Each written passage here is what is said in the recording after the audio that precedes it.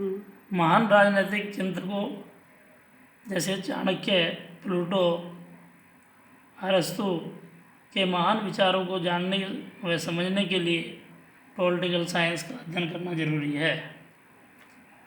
Point number 3, to understand the current political problems and find their solutions. देश की वर्तमान की समस्याओं तथा उन समस्याओं के समाधान हेतु राजनीति शास्त्र के अध्ययन की आवश्यकताओं को समझने हेतु, जैसे आज देश में अनेक प्रकार की समस्याएं हैं।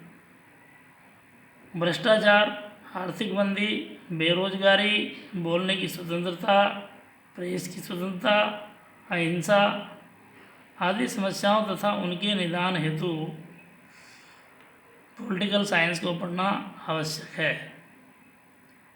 Point number 4, to make people conscious of their rights and obligations. अपने अधिकारों तथा कर्तव्यों के प्रति जागरूक रहने के लिए उन सभी बातों, ड्यूटीज एंड राइट्स को जानने के लिए राजनीति शास्त्र का अध्ययन करना बहुत आवश्यक है। ह्यूमन राइट्स जैसे फ्रीडम, स्वतंत्रता का अधिकार, जस्टिस न्याय का अधिकार, लव प्यार का अधिकार, रूल ऑफ लव प्यार करने के नियम, पीस विश्व शांति और शांति, प्रॉस्पेरिटी समृद्धि व संपन्नता का अधिकार, डिग्निटी गरिमा मान मर्यादा का ख्याल। प्रिय छात्रों, आपने सुना होगा कि कई बार कई व्यक्ति किसी पर मान हानि का दावा करते हैं, वह इसी प्रकार की स्वतंत्रता में शामिल होता है। इक्वलिटी समानता का अधिकार, इन सब चीज़ों को जानने के लिए पॉलिटिकल साइंस का अध्ययन करना बहुत ज़रूरी है। Point number 5, understand the current trends. वर्तमान में विदेशों के रीति रिवाजों व फैशन की जानकारी करने के लिए तथा विदेश नीति की जानकारी रखना कि कौन देश किस वस्तु को आज के दौर में देश व विदेश में फैला रहा है। जैसे अमेरिका ने पूरे विश्व में अपनी जींस को पहनने के लिए बाध्य कर दिया है। इसका इतना फैशन हो गया है कि अब प्रत्येक व्यक्ति जींस पहनने में अपना स्वाभिमान समझता है। सेकंड ट्रेंड, सोशल मीडिया का ट्रेंड, जिसमें digital media, electronic media, print media. आजकल आपने देखा होगा कि मीडिया का बहुत अधिक बोलबाला है। मीडिया के कारण छोटी छोटी घटना आज संपूर्ण विश्व में बहुत आग की तरह फैलती है। यदि कोई सूचना हो तो घर बैठे ही सारे विश्व में एक साथ। एक बहुत ही महत्वपूर्ण अधिकार जो अभी कुछ दिन, एक बहुत ही महत्वपूर्ण अधिकार गे राइट्स के नाम से बहुत प्रचलित है, जिसमें लैंगिक अधिकार दिए हुए हैं। फिर छात्रों, आपने सुना होगा कि समलैंगिकता और समान लिंग के शादी करने के अधिकार भी आजकल लोगों को प्राप्त हो गए हैं, जिसमें मुख्य है marriage right, equality right, marriage right. इसमें दो समान लिंग के व्यक्ति भी शादी कर सकते हैं। इक्वलिटी राइट, इसमें स्त्री और पुरुष सबके लिए समानता का अधिकार है। गरीब और अमीर सबके लिए समानता का अधिकार है। ह्यूमन राइट, महिलाओं के अधिकार सुरक्षित कर दिए गए हैं। एजुकेशन राइट, आज महिला और पुरुष दोनों के लिए शैक्षिक अधिकार निश्चित कर दिए गए हैं। सिविल राइट, जो सामान्य अधिकार हैं। हेल्थ राइट, इसमें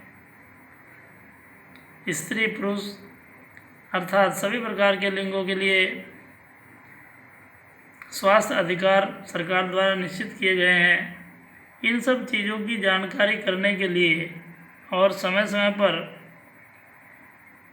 इसके बारे में यदि कोई हमें ऐसा कदम उठाना पड़े कि किसी के कोई अधिकारों से वंचित हो और उसके लिए उसके अधिकारों के लिए लड़ना हो, तो इन सब की जानकारी करना बहुत आवश्यक है। और इसीलिए राजनीति शास्त्र का अध्ययन करना आवश्यक है। 6 point, provide information about international law, international legislation, organisation and maintenance of world peace, international brotherhood. अंतर्राष्ट्रीय कानून, अंतर्राष्ट्रीय विधायी शक्ति, अंतर्राष्ट्रीय संगठन विश्व शांति और भाईचारे को कायम रखने की जानकारी रखने के लिए इन सभी की जानकारी रखना अति आवश्यक है। ऐसे कुछ संगठन जो विश्व स्तर पर इसके लिए कार्य कर रहे हैं, जैसे यूनाइटेड नेशंस, संयुक्त राष्ट्र संघ। आपको पता है कि संयुक्त राष्ट्र संघ कमज़ोर देशों की सहायता करता है। यदि कहीं किसी देश को किसी प्रकार की आवश्यकता होती है तो उसकी पूर्ति करता है। कोई किसी पर आक्रमण करता है तो उसे रोकने की शक्ति संयुक्त राष्ट्र संघ के पास होती है। और सभी को संयुक्त राष्ट्र संघ के बारे में संयुक्त राष्ट्र संघ की बातों को मानने के लिए बाध्य होना पड़ता है। यूरोपीय संघ, यूरोप देशों ने एक संघ संगठित किया है जिसमें सब यूरोपीय देश मिलकर के अपनी खुशहाली, शांति और समृद्धि के लिए कार्य करते हैं। आसियान देश, ये भी कुछ देशों का एक संगठन है जिसे आप आगे पढ़ेंगे। SAARC, South Asian association for regional cooperations, दक्षिण एशियन क्षेत्रीय सहयोग संगठन आदि की पूर्ण जानकारियाँ प्राप्त करने के लिए हमें पॉलिटिकल साइंस को पढ़ना अति आवश्यक है। Point number 7, analysis political parties and pressure groups.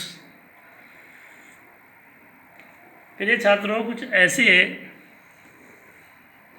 Groups बने हैं जो समय समय पर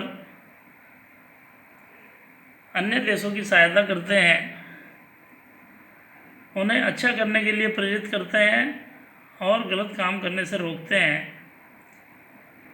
जैसे संयुक्त राष्ट्र संघ, इसके बारे में ऊपर मैंने आपको भी बताया है। नाटो, नाटो के बारे में अभी विस्तृत चर्चा हम आगे करेंगे। तथा कुछ ऐसी राजनीतिक पार्टियां जैसे भारत में राष्ट्रीय party Congress, Bharatiya Janata party, Bahujan Samaj party, इन सबके राष्ट्रीय विचारधारा की जानकारी प्राप्त करने के लिए इनके उद्देश्य क्या है, उन सब के लिए पॉलिटिकल साइंस को पढ़ना अति आवश्यक है। Point number 8, make people vigilant development, a spirit of cooperation, adjustment and tolerance. मानव सहायता के विकास के लिए लोगों में आपसी सहयोग व तालमेल की भावना जागृत करने के लिए राजनीति शास्त्र का अध्ययन करना अति आवश्यक है। Point number 9, understood to prevent the misuse of power of governments. सरकार द्वारा अपनी शक्ति का दुरुपयोग करने से रोकने के लिए नागरिकों व सरकार के कर्तव्यों का ठीक प्रकार से अध्ययन करने के लिए पॉलिटिकल साइंस का अध्ययन करना आवश्यक है। Point number 10, to study of quality of governments and administrations, सरकार व प्रशासन के अच्छे गुणों को सीखने के लिए एक अच्छी सरकार के क्या गुण होने चाहिए, एक प्रशासनिक अधिकारी के किस प्रकार से गुण होने चाहिए, वह जनता के लिए कैसे काम करता है, सरकार जनता के लिए अच्छा कार्य कर रही है, इन सब की जानकारी रखने के लिए पॉलिटिकल साइंस का अध्ययन जरूरी होता है। Point number 11, to understand the political knowledge terminology, राजनीतिक परिभाषिक शब्दावली के ज्ञान को समझने के लिए इस शब्दावली का अधिकतर उपयोग न्याय प्रक्रिया में होता है। जो लोग न्याय प्रक्रिया से जुड़े होते हैं उनके लिए बहुत आवश्यक है। इसलिए यदि पॉलिटिकल परिभाषिक शब्दावली को जानना है तो पॉलिटिकल साइंस को पढ़ना अति आवश्यक है। Last point number 12, to understand the political discussion making process, राजनीतिक मामलों के निर्णय लेने की क्षमता के विकास करने की प्रक्रिया को जानने के लिए पॉलिटिकल साइंस का अध्ययन करना जरूरी है, क्योंकि हम कोई फैसला तभी ले सकते हैं जब उसकी हमको जानकारी होगी। और छात्रों, आपको मैं एक बात और बताऊं कि इन सब के साथ साथ पॉलिटिकल साइंस में अनेकों प्रकार के कैरियर से जुड़े हुए अवसर आपको प्राप्त होंगे, जिसको आपके आगे जानकारी होगी। छात्रों, यह विषय देखने में बहुत कठिन अवश्य लग रहा है, परंतु आगामी जीवन में बहुत लाभदायक होगा, ऐसा मेरा विश्वास है।